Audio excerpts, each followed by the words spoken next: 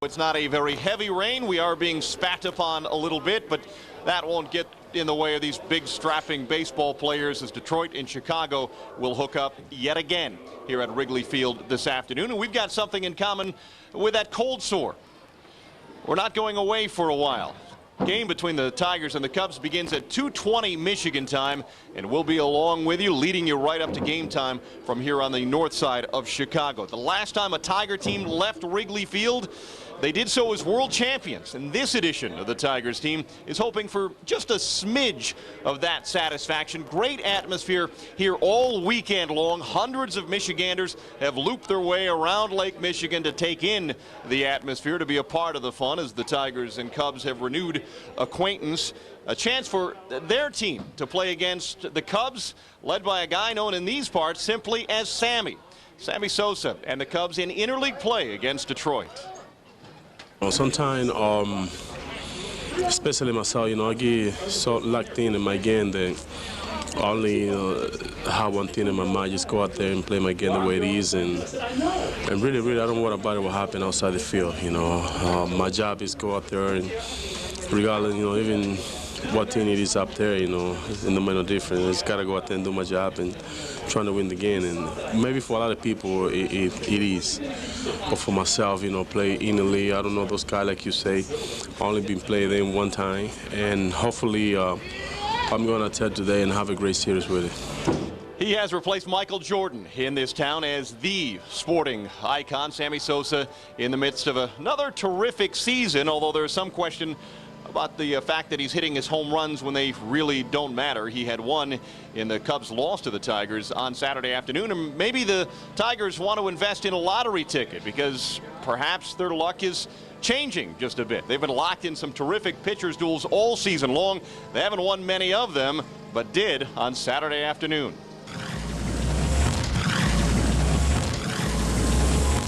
Yeah, here at Wrigley, you're always likely to see one of those Chicago aldermen. The Tigers are on their way to a 5-love lead against the Cubs. Dean Palmer got them on the board in the second. Palmer's 11th homer of the year. And it looked like Chicago would crack the scoreboard when Sosa came on and he ripped a single to left. Bobby Higginson came up throwing. It wasn't his best, but Brad Ausmus shuffled over to make the tag on Mark Grace, and it stayed 1-zip. Jeff Weaver was superb. 7 1/3 innings, 1 run and 5 hits. Henry Rodriguez is in search of bench. Weaver gave way to Matt Anderson, and Sosa took him out. A 3-run bomb to make things interesting. Sosa's 17th of the season, but Todd Jones came on in the 9th, striking out 2 of the 3 hitters he saw, and the Tigers won it here at Wrigley 5-3. So much talk among members of the Tigers all weekend long about going back to an old park. Josh Lewin came from a new park. He was a part of the Fox Sports telecast of the Astros game yesterday afternoon. It was a little wild down there in Houston at their brand new Enron Field. We had some issues down there. Fire alarm went off in the middle of the game, and that happens at some of the new stadiums. That's happened at Comerica Park as well. And the one difference, I guess, in Detroit, we're kind of hardened, we're toughened, we're used to things. We're like cynical. That. We're a little cynical, I guess is the right word. Somebody, an automated voice comes on and tells you to vacate. We don't exactly get up and move because you got to leave a ball game, and that's not going to happen. And in Houston, the automated voice comes on. Hey, there's an emergency. Please leave. 40,000 people stood up and started to leave, and they had to make a PA announcement saying, no, it's just somebody tripped an alarm so everybody can come on back. That was rather surprising, wasn't it? That, yeah. They stopped the game for a little bit because this announcement was made at the brand new ballpark. Well, there. And you know what? And it's fair to say that any of the new ballparks, be it Comerica Park or be it Pac Bell in San Francisco or in Houston, there are going to be little dips in the road along the way. You got to figure some things out in terms of which doors not to push open during the game and things like that. But, the bottom line is, that was a beautiful ballpark. Wouldn't quite put it in Comerica's class. It looked a little more like a hockey arena with the roof closed. But, the new parks are beautiful. They're great for the game. And if there's a little quirk that pops up here and again, I think we'll work through that. Well, this is our first taste of interleague play this season, and I am a huge fan of this. It really gives the season sort of a kickstart in the middle of the year. I'd like to see other divisions play against other divisions, but it is certainly great for the Tigers to get a chance to play here at Wrigley Field. Well, that's true. I mean, you don't necessarily get excited, I know, when it's, Tigers at, at Pittsburgh or something, as much as you'd get excited as coming here to Wrigley. It's commutable, number one. A lot of Tigers fans have made the trip in, which is great. And the Tigers, and we'll show you, have actually played some decent ball lately in interleague play. They're 1-1 in this particular series. They're 25-26 now, actually, overall. Better on the road than they've been at home. There are no Florida Marlins. We can say that. The Marlins are the interleague champions over the years. That's kind of hard to believe. 33-18 for some reason. And if you're looking for an interleague MVP, it would have to be Wally Joyner. 388 lifetime interleague play. And the best pitcher, well, heck, he's just the best pitcher, period, so maybe that's not a big surprise. But number 2 on the list all time, by the way, minimum 4 starts, Justin Thompson, the former Tiger, who routinely pitched very well. I remember in St. Louis and against Milwaukee, and hopefully Justin Thompson will be getting better soon and pitching for the Texas Rangers, I guess, next year. Interleague play, you're right. I think it would be nice if they rotated the divisions. Hopefully it will come to that. Don Baylor, the Cubs manager, is quoted in this morning's Chicago paper saying he'd love to see the Yankees come here, and this place would be turned on its ear, probably even more than we've seen with all of the Detroiters and the Michiganders coming into Chicago this weekend. If he wants 3 with the Yankees, God bless him. I wish the Cubs well in that pursuit of a mighty sweep like the Tigers got against them. Josh Lewin and Kirk Gibson will talk of the Cubs and the Tigers in the finale here at Wrigley Field as our Sunday afternoon continues here on Fox Sports Net. Well, it is the XL pregame. We are stretching your cable dollar over the next 40 minutes or so. We'll relive the Tigers' glorious stretch here in Chicago when they were on their way to winning one of their 4 world championships. It's a charming place to watch a baseball game. We'll show you one of the longest homers in Wrigley history coming up. You'll meet some of the gloved warriors who patrol the street beyond the left field fence here. But up next, we're joined by our national treasure. Hall of Famer Ernie Harwell will weigh in on Wrigley Field. A special live visit with us when we continue from the north side of Chicago in a moment. It's not too late to carve your place in Tigers history, but time is running out to order your commemorative brick to be displayed at Comerica Park. For information, call 313-96-BRICK. Orders must be received by June 23rd. Well, he's one of the 2 Hall of Famers in the ballpark today. We had a lovely visit with Ernie Banks here on Friday, and we're always happy to be joined by our Hall of Fame friend and Tiger broadcaster Ernie Harwell, who has been coming to Wrigley Field, well, not consistently, but occasionally since the mid-1930s, and you were a part of the Tigers World Championship run against the Cubs before 1945, back in 35. 1935, my uncle lived in Evanston right up the road here, and he invited me up. I was in high school then. He invited me to come up and see the World Series, and it was my first visit to a World Series, and it was the first championship, a World Championship that the Tigers had ever won. They played 3 games here at Wrigley Field. A bitter cold afternoons, I sat down way down toward the bullpen in sort of a box seat. I imagine it cost about $6 in those days. Wow.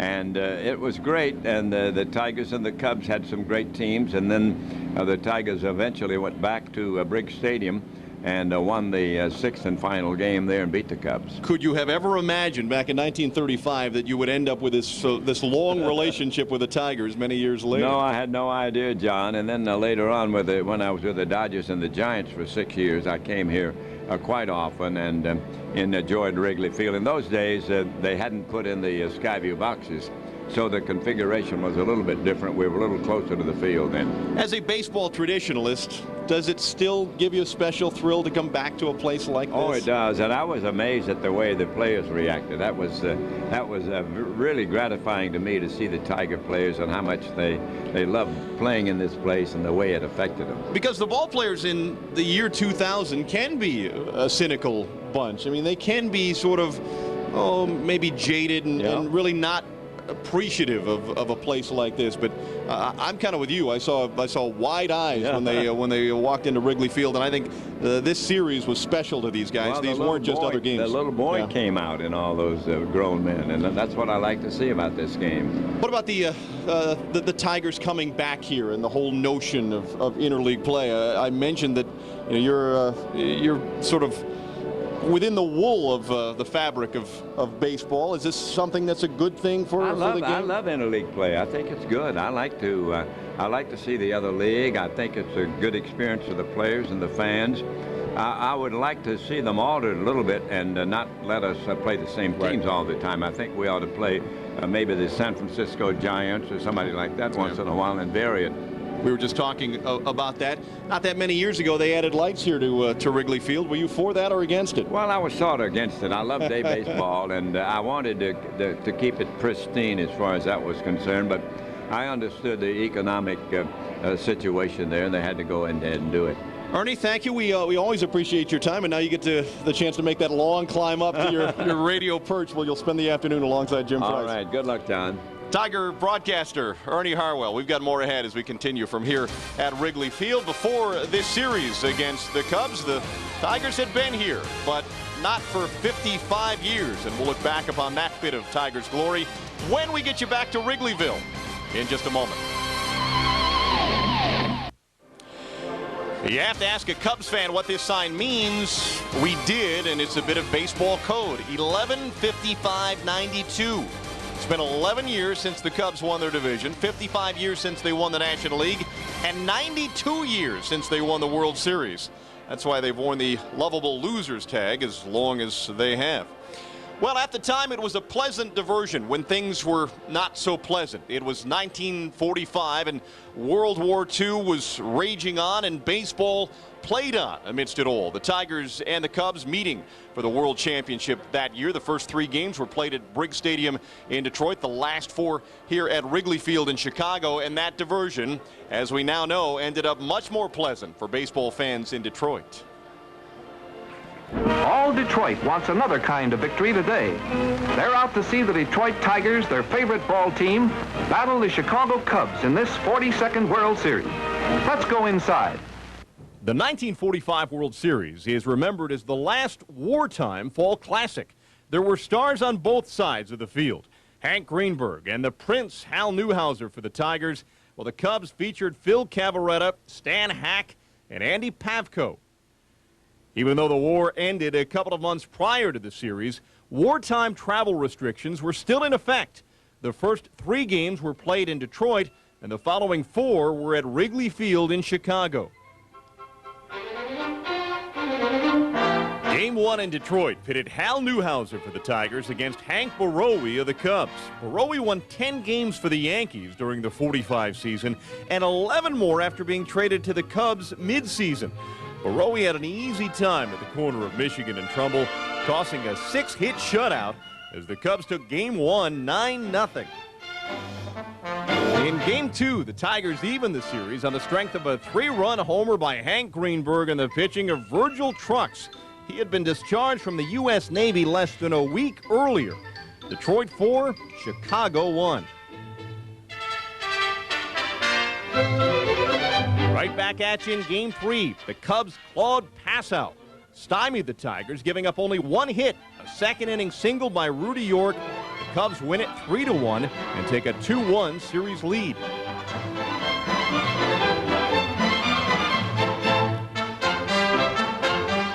The Tigers came back to even the series again in Game 4, the first one at Wrigley Field, behind the pitching of Dizzy Trout, who allowed just 5 hits and an unearned run. 4-1. The Tigers take Game 4. Game 5 at the corner of Clark and Addison was a rematch of the Game 1 starters, Borowy for the Cubs and Newhouser for the Tigers. It was a different Prince Hal, beating Borowy 8-4 as Hank Greenberg cracked 3 doubles and scored 3 times. The Tigers now just 1 win away from the World Championship.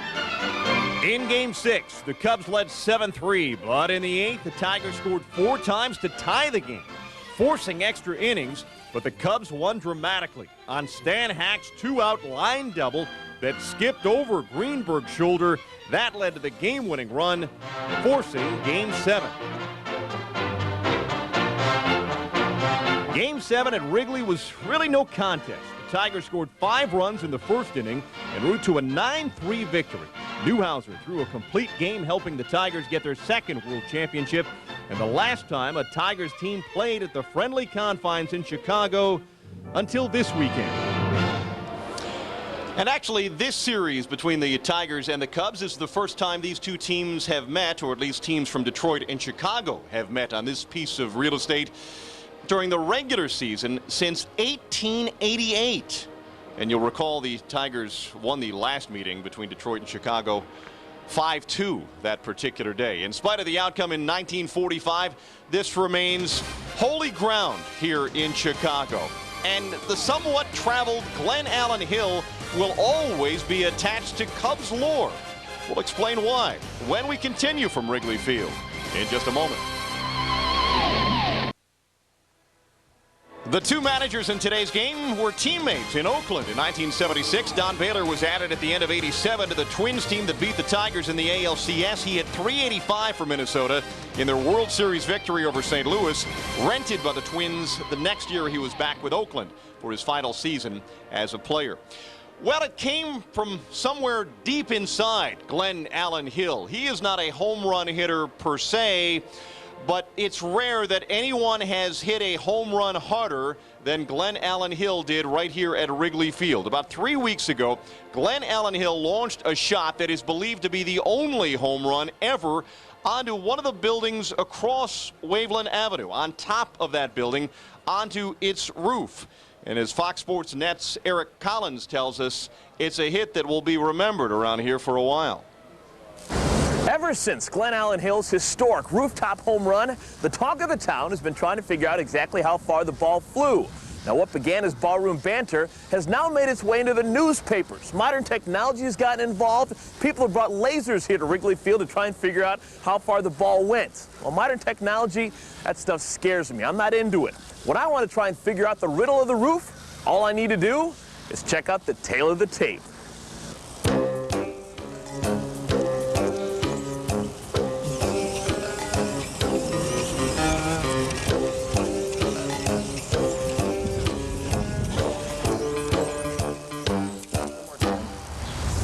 That's a lot of work. Okay, the numbers are in. This is legit. It is exactly 355 feet down the left field line. But remember, the home run didn't go right over the left field foul pole. Instead, well, it went over right about here. The distance from the corner to where the ball left the yard is 28 feet. Now, to figure out the third side of this triangle, we need to go back to high school geometry. Remember the Pythagorean theorem? It said that a squared plus b squared equals c squared. Well, the a squared, you're going to take the 355 from home plate to the left field foul line, add that to b squared, which is going to be the 28 feet from the corner to right here. Add those numbers together and you have 126,809. Now you have to take the square root of that and you come up with 356 feet, .1. Now remember, that measurement is just to the base of the wall. You have to add another 16 feet to get it up to the seats. Okay, to figure out where the ball actually left the yard, the actual distance, once again we need to use our formula.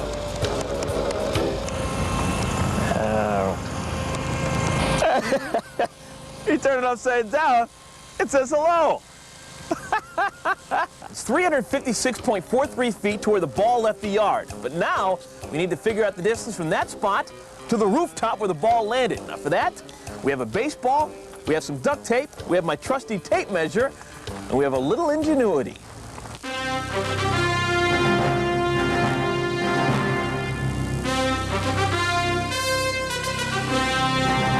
The total distance from our previous X to this spot here in the roof where the ball landed is 102 feet. Now you add that to the 356.43 feet, and you get a grand total of 458.43 feet to this very spot. Now, if this building wasn't here, surely the ball would have went a heck of a lot further.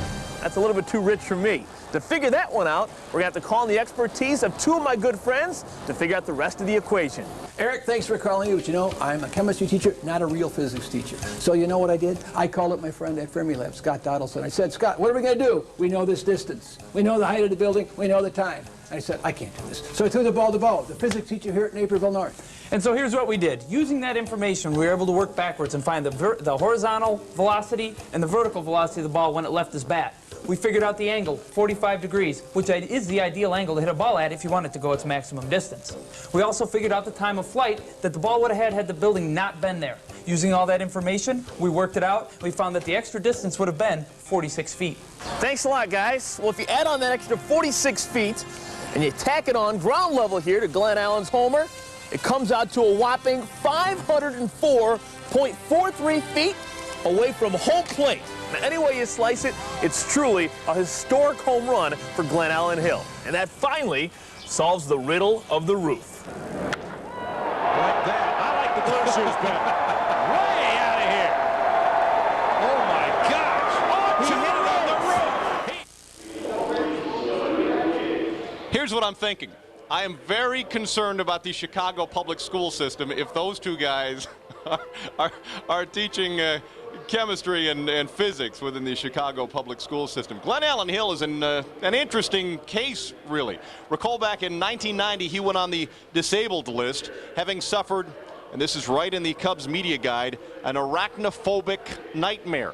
He's been rather well-traveled. He was drafted by Toronto, went to Cleveland, then here to the Cubs, then over to the Giants in Seattle, and then back to the Cubs. He was a 9th-round draft pick when he cracked into professional baseball, and that day is tomorrow, the day when baseball teams replenish their stock of young players, and those two guys anxiously awaiting draft day. That is Lance Parrish and his son David. They're waiting to find out where David's baseball career will begin. We'll talk of that in a moment. One of the many traditions here at Wrigley Field in Chicago, the flags of each team are stacked on the flagpole out in center field based on the standings in each division of the National League. Who needs the internet? You just have to look up. Welcome back to Chicago, where the rain continues to fall, but not to the degree that the tarp is required, and the Tigers and the Cubs will in fact play baseball. They'll just do it amidst a few raindrops this Sunday afternoon on the north side of Chicago. Well, we had a sparkling matchup yesterday here at Wrigley Field, a matchup of former first-round draft picks and young phenom pitchers. The Tigers' Jeff Weaver going up against the Cubs' Kerry Wood. The process that led to each of them becoming professionals was the amateur draft, and that will be held for the 2000 spring anyway, tomorrow. And it's a rather interesting prospect for the Tigers bullpen coach and his young son, a standout at Michigan. Shireen Sasky has the story of their anticipation. D-Day is almost here. Draft day, that is. And the Tigers experts are busy at work in hopes of picking the next Kirk Gibson, Lou Whitaker, or Alan Trammell. You have a lot of different opinions on the players, and it's just a matter of sitting down and trying to reach the best decision we can on the players available. So it's a lot of fun, a lot of heated, passionate discussions going on right now. How many generals are in that room? Quite a few right now. But we'll sort through it and get it all worked out, and hopefully come June 5th we'll take the right guys. While future stars can come from any galaxy, sometimes they're discovered right in your own backyard. David Parrish is a junior catcher at Michigan, and although he's not listed on some top 100 list, he is considered the best player in the state. Lance Parrish was the Tigers' #1 pick back in 1974. Now he wonders if his son David will end up in a Detroit uni as well.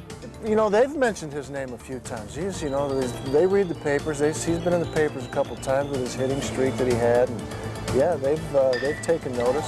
Whether that means anything, I don't know. They know who he is. I know they've sent some guys out here to take a look at him. But if they're thinking about drafting him or he's on any list, they sure haven't let me on to it. So, you know, we'll just have to wait and see what happens. Yeah, we've talked a little bit. I think if you factor in a couple things, you got David plays a premium position. He's at a major university. Obviously, the bloodlines are going to be a factor, and he's a good-looking, strong young kid, and I think he's going to have a bright future. So it should be a lot of fun for him. What would it be like one day to play for your dad? Oh, that'd be kind of cool, actually. I don't, you know, it's something you always see in Little League guys playing for their dad and everything. I was just happy enough for my dad to come watch a game or two. I wouldn't imagine. I couldn't imagine really ever being around him all that much. That'd be a great guy to play for.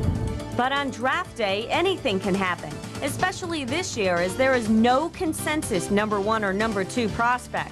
We're just trying to play a little poker, see what's going to happen in front of us, and hopefully come our spot, we'll be comfortable with the guy we take. I just believe that things work out the way they work out. I'm very confident in David and his ability. And I think that he's pretty much destined to play professional baseball at this point. Lance told me Mother Parrish is probably the most nervous in the Parrish household as draft day rolls around tomorrow all across baseball. Well, the first thing the pitchers did when they arrived here to Wrigley Field today was to look straight up to see which way the flags were blowing. And they're blowing almost not at all. It's righty versus lefty today. We'll talk of Brian Moeller and his prospects against the Cubs when we come back. Be the USA in your Chevrolet. The new Chevy Impala has the highest front crash rating possible from the federal government, 5 stars. So adjust the seats, get comfortable, and let your cares fade away. Now lease a 2000 Impala for as low as $259 a month. Residency restrictions apply. Call for lease details. It's your Chevrolet ticket to ride. Let's go for a drive.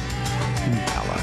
We'll be there. To commemorate the dawn of a new millennium, the U.S. Mint has created Walking Liberty, the largest ever American Eagle dollar minted from pure silver. The Collector's Mint, the trusted name in collectible coins, has been authorized to create a special limited edition with 24-karat gold highlights. And now you can reserve one of these historic coins for only $49.95. The U.S. Mint will strike millions of coins, but only 100,000 of these brilliant uncirculated coins can be sold. Each coin features the stunning detail of Miss Liberty and the majestic American Eagle. Each will be individually registered and minted with 1 ounce of pure silver, overlaid in 24-karat gold. And if you call now, you'll receive the collector's display case absolutely free with a numbered certificate of authenticity. There will only be 1 millennium in your lifetime and only 1 gold Liberty dollar. So call now to reserve your uncirculated heirloom for only $49.95. To order, call 1-800-257-5700. That's 1-800-257-5700. The powerful Astros battle the surging Dodgers. Baseball Thursday on Fox Sports Net. We can smell the barbecue. It's among the most prized and pricey real estate in a town that has lots of it. The building's tall enough to peek into Wrigley Field, and their enterprising owners graduated from just inviting friends over to share a malted beverage and enjoy the game to the point that they built grandstands on top of their buildings. One of the buildings has its own foul pole, and we're about to visit them as the afternoon unfolds here on Fox Sports Net. Well, the mention of the name of Brant Brown will always be accompanied by a sneer among people here in Chicago. He is the former Cubs outfielder who you may remember dropped a ball that led to a loss and forced the Cubs to play a playoff game to get into the wild card playoff chase back in 1998. The Cubs had to trade him, and they did. And they sent him off to Pittsburgh for the trade that brought John Lieber to Chicago. And it's Lieber who gets the ball against the Tigers this afternoon. He's 5-4 with an ERA of 3.71. He's never had a year in which he's finished on the better side of 500. Meanwhile, Brian Moeller starts for Detroit. He will try for his second straight win this afternoon. He allowed the Rangers just 3 runs on 7 hits in his first win since losing his appendix. But it had a dark side to it. It was the first time in 15 starts that Mo had not lasted at least 6 innings. He held the Cubs to 3 runs and 4 hits in his only start against them last summer, but that was at Old Tiger Stadium and not at Old Wrigley Field. Well, not all of the action that will be seen today will be within the confines of the friendly confines. There's a good deal of action that happens beyond the left field fence. It's a game day competition for baseballs. We'll talk of the pursuit of the catch on Waveland Avenue next. For our friend Kirk Gibson, this weekend was his first visit back at Wrigley Field since his Dodger days. The year after leaving the Tigers for LA, he won the National League MVP. He had 2 stretches of National League play, also playing for the Pirates for a few minutes back in 1992. Waveland Avenue has long been a part of the sporting lexicon here in the city of Chicago, and particularly those residents along Waveland Avenue have been a part of baseball here on the north side of Chicago for many, many years. These are people who come hand in glove to be a part of the baseball action. It's an odd collection of baseball fans who come to a baseball game and don't go into the park. Their game is on the street. looking for balls that leave the park, and with the likes of Sammy Sosa and Mark McGwire playing here, that's happened on a regular basis. The idea is to catch the home run. Come out here early for batting practice, get in the field, see how the ball's traveling. Today wasn't too good, but we got Juan Gonzalez up now. Maybe he'll put one over. Have you ever been to a game inside the ballpark? I think the last time I was in this park was in '97, and I've been out here for a majority of the Cub games. But catching a ball inside the ballpark really doesn't have the same sort of attraction for you as waiting out here. It does. It's not as easy as out here. I mean, the odds are against you inside with 3,000 plus bleacher fans. When you get here, what happens? I just hope to get lucky, get a good jump on the ball. That's about it. Does it get kind of gruesome in the competition for a ball once coming over the? Yeah, more towards game time when a lot of people start showing up, and a lot of people walking by stop and they try to get in on the action, and then you have the big crowds around, and they start pushing and shoving. I've been out here 5 years, and I came out here. 5 years? Yeah. Year after year back again? Yeah, probably there was 2 seasons I didn't miss a game.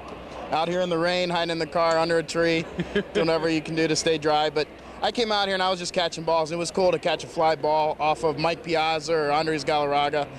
And then when the Sosa McGwire thing happened, it was almost, I didn't like the publicity and all the media attention and everything. This ball's worth $1 million. And all of a sudden it made people come out here and actually fight for balls when I was just catching balls as a hobby. So I kind of enjoy the quiet Wednesday afternoons when nobody's out here and could care less if Alex Arias hits a home run. It's kind of dangerous without the glove, isn't it? Actually, I've seen some people catch without a glove, and it probably a lot. In the air? Yeah, they're probably a lot better without a glove. Well, why would that be? I think they're more brave, And with the glove, if they don't catch it, then they're going to be the GOAT for a long time, like I am, because I missed Sammy's number 11 out here. Yeah. And so I'm trying to redeem myself. I used to live here back mid-70s, 37 Kenmore. And long before Sammy Sosa. Long before Sammy Sosa. Right, post Ron Santo also. Yeah. And they'd hit the ball over left center field. The ball, if it came up, would bounce down Kenmore, and the kids would go running down the street after it. It was wonderful. It's really a part of the circus that is a baseball game here at Wrigley Field. The people in the left field bleachers will look beyond the fence to watch the scramble for the baseball when the ball does leave the ballpark. And there's a guy who's eagerly anticipating a bit of action. And as the game begins, depending on who's at bat, really, you'll see a congregation of souls down there looking for baseballs. And they say, they say that they're really not in it to make money. They've offered them back to some of the players from time to time for no money, but it's just part of the lure of the game. I think their chance to be a part of the game without sitting within the friendly confines of Wrigley Field. It's the finale of the series between the Tigers and the Cubs, and posted in the Tigers clubhouse was a clipping from the Chicago Sun-Times, and it was written by the beat writer for the Cubs, who said, if the Cubs are serious about a turnaround, this is a make or break weekend for them. If they can't sweep the Tigers, there really is no hope left. Of course, the Tigers looking to take the series from the Cubs with a victory this afternoon. It's Moeller against Lieber. It should be great fun. Josh and Gibby with the call of the Tigers and the Cubs, and we'll be along outside on Waveland Avenue. Stay with us. The game is next. When you get great starting pitching, flash a little leather, and crush the ball, you'll end up with a win every time. Today, Brian Moeller looks to lead the charge. He and the Tigers take to Wrigley for Game 3 of this interleague series. It is Sammy Sosa and the Cubs against Dean Palmer and the Tigers. Somebody takes the series next.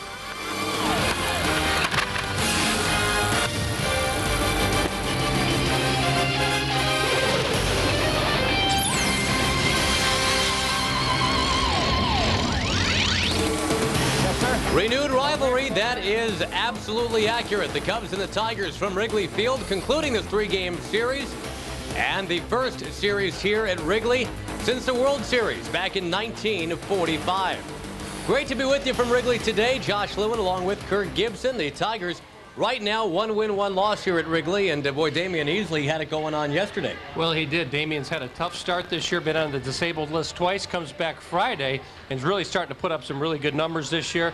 Look at here in the series with the Cubs, 4 for 8. Looking in his first 60 at-bats, only 2 RBIs, no luck at all with runners in scoring position. Yesterday, 3 RBIs, 2 for 2 with runners in scoring position. That's a good sign for Damian. Get him back and getting back on the right track. And also in terms of the pitching, Brian Moeller, since coming off the DL, he had the appendectomy. He's been strong. Now it's time to get him a win. Well, it is, and no Tiger starter has 3 wins. Brian's going to do that today, so I predict right here. And the Tigers pitchers have been doing a good job altogether. There you're going to see 19 innings pitched, 3.32 ERA for Brian with only 1 walk. He sailed through the first 5 innings from his last start, but he said he got away from his game plan. He doesn't plan on doing that. And look at the starters this series, 13 2/3 innings, only a 1.98 ERA. That's a good sign for the Tigers. Could be a good turnaround for the Tigers today if Brian can pull through and get him another series victory. All right, an overcast day at Wrigley today, but play ball is the call. The Tigers and the Cubs. And we have all the action for you from Wrigley in just a moment right here on Fox Sports Net.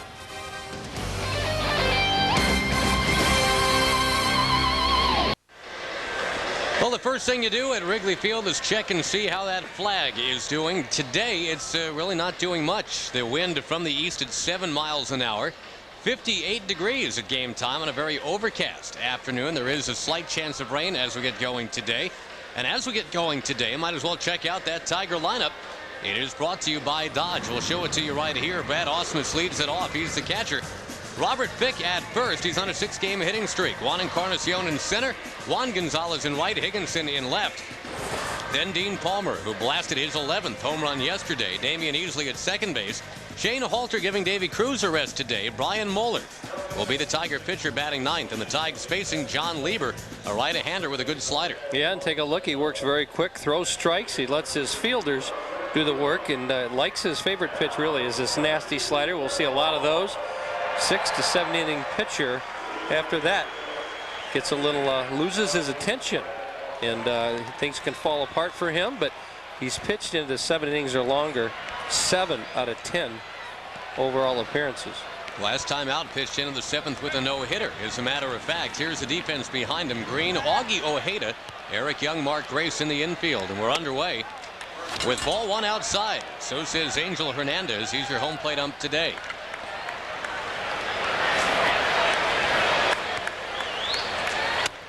Ausmus takes a look at a strike. And Brad very familiar with these so-called friendly confines, having played here as a Padre and a Houston Astro. There's that slider.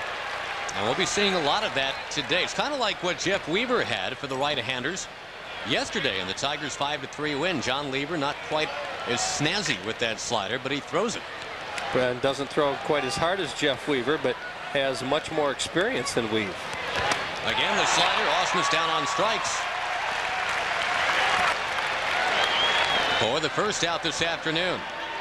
Well, I hope everybody on the bench is watching this. I know all the guys were watching John Lieber on tape before the game about 10, 11 o'clock this morning when I was in the clubhouse, and got to do your scout report right here. He's in love with this pitch. It's nasty. It's very tight spinning. It's hard to pick up that spin, and you're going to have to